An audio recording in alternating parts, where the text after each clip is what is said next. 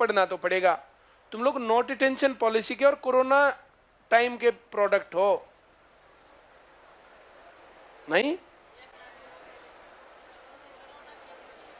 जब तुम लोग पढ़ रहे थे उस टाइम पर नो डिटेंशन पॉलिसी लागू थी कि बच्चे को ना फेल करना, ना पीटना, ना धमकाना, ना घूरना, ना पढ़ाना, बस मिड डे मील देना है।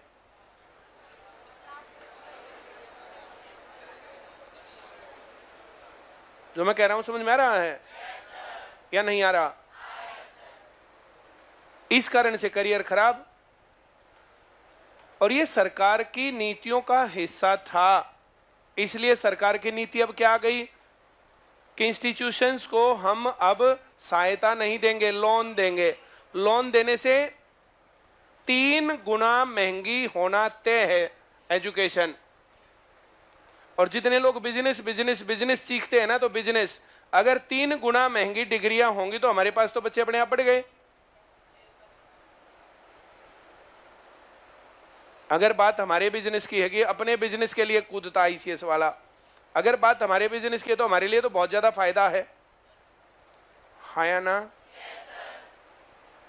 अगली बात ये भी तो है ना कि जैसे कल को ये जो है यूनिवर्सिटीज और ये सब चीजें ये जो है प्राइवेट हाथों में देंगे तो हम ले लें। अगली बात ये भी है, हाँ या ना?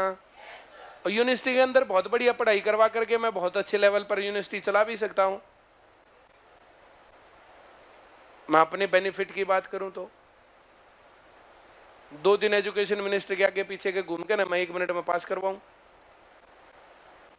अगर बात मेरे बिजनेस की है तो। एजुकेशन का ये जो मसला है ना, जिस दिन नो डिटेंशन पॉलिसी चालू हुई थी उस दिन हम इतने से थे, लेकिन आवाज उठाई थी तब भी। ये नो डिटेंशन पॉलिसी के ऊपर रामविलास शर्मा जब शिक्षा मंत्री था और हम लोग बिना खर्ची और बिना पर्ची, तो उस टाइम पर भी हम बात करते थे कि बोर्ड में पढ़ाई बढ़िया नहीं, स्कूलों के लेवल पर पढ़ाई बढ़िया नहीं, बच्चों का लेवल लगातार गिरता जा रहा है, नो डिटेंशन पॉलिसी बंद होनी चाहिए। और ये क्या बोलते, बोला हमने थोड़ी लागू करी थी, कांग्रेस ने लागू करी थी। भाई कांग्रेस अपने गड्ढे खोदने का इंतजाम तो भुगत रही है। कांग्रेस इतनी बड़ी पार्टी हुआ करती थी, कहां है अब? कांग्रेस ने जो गलती करी उसको ठीक तो करो। पहले तो कहते थे कि कांग्रेस ने जो गड्ढे खोदे हम भरेंगे, तो एजुकेशन में तो भरा नहीं, उल्टे और ज्यादा गहरे कर दिए, हाँ या ना?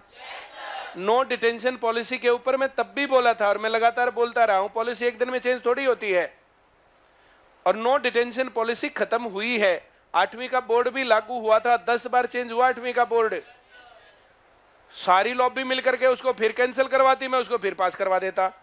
टीवी में फिर कोई फंस जाता, मैं फिर पास करवा देता, फिर उसको कैंसिल करवाते, फिर पास करवा देते। लेकिन ये मामला तो चला, और अब भी आवाज उठाई, कहां आवाज नहीं उठाई हमने।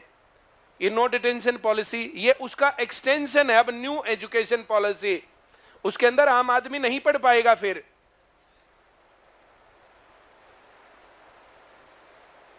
निर्वाचित तानाशाही की तरफ बढ़ रहा है भारत। वोट तो देते हैं लेकिन वोटर के पास अधिकार कुछ भी नहीं है। कहां वोटर के पास अधिकार? 2 लाख लोगों से पूछ के एजुकेशन पॉलिसी बनाई। मैं पूछता हूं, उन 2 लाख आदमियों का फोटो लगाया जाना चाहिए जिन्होंने कहा कि यूनिवर्सिटीज को ग्रांट नहीं दी जाएगी। उन सभी एजुकेशनिस्ट को चौक चौराहे पर खड़ा करके तेल डाल के जिंदा जलाना चाहिए। उन्होंने पूरे देश की एजुकेशन का सत्यानाश पीट दिया।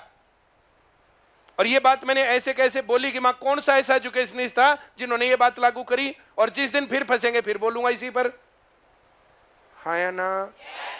और तुम कहोगे तो मैं सड़क पर जाने को तैयार हूं इस काम के आगे। अपने बिजनेस के खिलाफ है ये, मेरे बिजनेस के खिलाफ है, किसी को बिजनेस की बात दिखती हो तो। लेकिन ये देश का सत्यानाश पिटेगा अगर ऐसा होता है तो।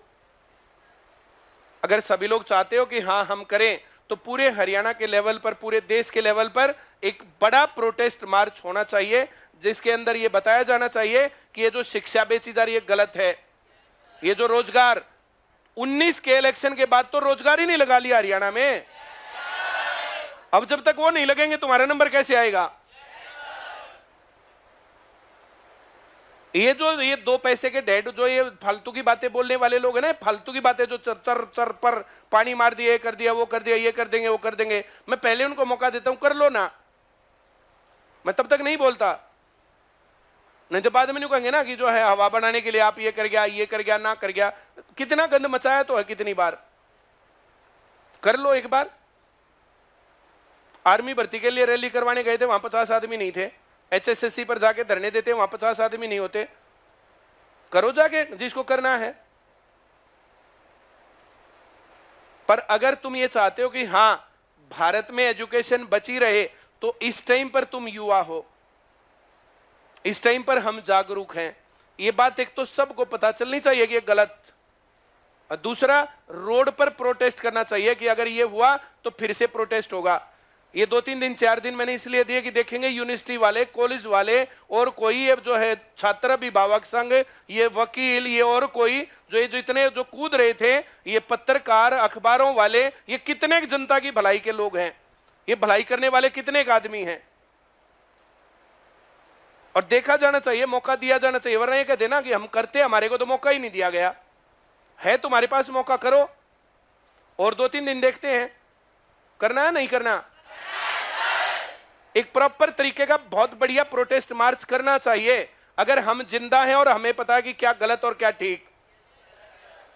वरना ये इंस्टीट्यूशंस हमारे आगे बिकते जा रहे हैं। हर निजीकरण पर, मैंने बोला हर निजीकरण पर, ये बिजली का हाल अभी तुमने देखा था, वही काम एजुकेशन का होगा। बिजली संकट था, थोड़ी बिजली संकट क्रिएट किया गया रेट बढ़ाने के लिए, और रेट का सरकार ने उसको बोल दिया कि जैसे डीजल और पेट्रोल का मामला है तो वैसे ही ये भी किया जाएगा। जो मैं कह रहा हूं समझ में आ रहा है? 2-3 कानून और बहुत भयंकर गड़बड़ गए, बहुत भयंकर।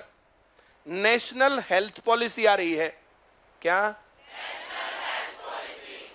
आपको शक के आधार पर डिटेन किया जा सकता है। डिटेन करना मतलब जेल में डालना, कि आप में वायरस है, आपको एकांत में रखना है तो आपको जेल में डाल सकते हैं। ये पास हो रहा है, अभी जुलाई में पास करेंगे उसको। उसका विरोध किया जाना चाहिए पूरे देश के पैमाने पर। मैं उसको डालूंगा। अभी जो ना, जैसे सबसे पहली बात होती है जानकारी, हर जगह इतने लोग हो तुम लोग अपने व्हाट्सएप पर इन बातों को, मैं जितनी वीडियो बनाता हूं, जितने स्टेटस लगाता हूं, बिना कहे सुने उनको उस पर लगाया करो, स्टेटस पर, अपनों पर।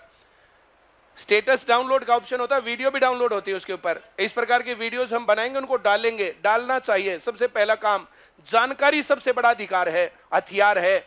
सबसे बड़ा हथियार क्या है? लोगों को जानकारी है ना, सही क्या और गलत क्या, तब मामला सही है।